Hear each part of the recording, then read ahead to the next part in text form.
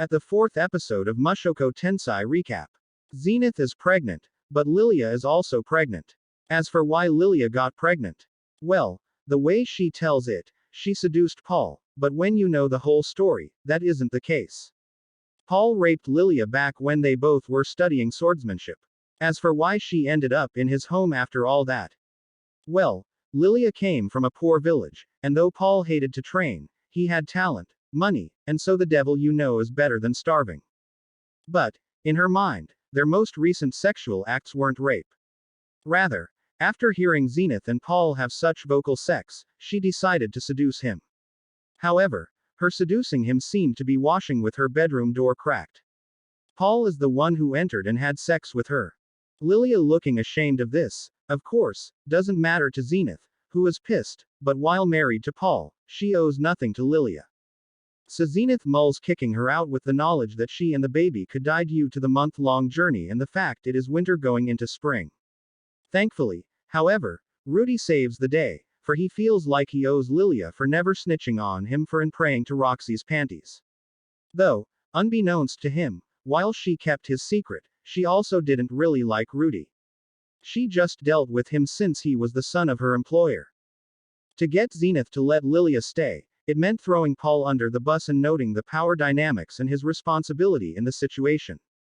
Due to that, Paul is a little less kind to Rudy, especially in regards to training him in swordsmanship. This leads to Rudy feeling the need to incorporate magic for things or feeling less like training sessions and Paul using their practices to get back at Rudy. Though this shouldn't imply their relationship has been ruined forever. More so, it appears that Paul recognizes there is a part of Rudy that wants to stand for justice and what's right, so he needs to learn how to master the art of the sword to back up the things he says. After all, if you'd confront your father and even betray him, what is a king, a lord, or anyone else?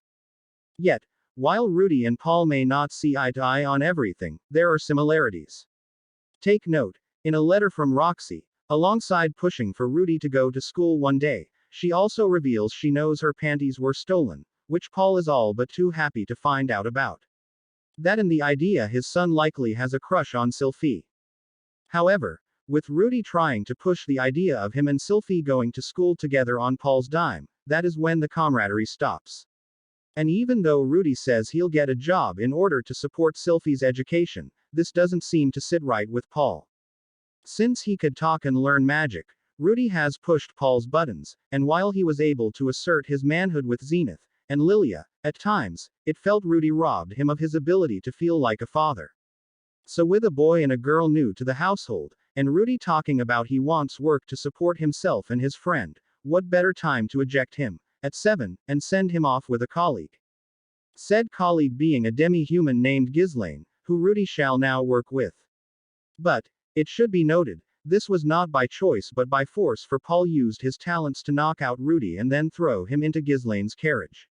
Though, rather than be mad, Rudy is polite towards his new caretaker and accepts what happened.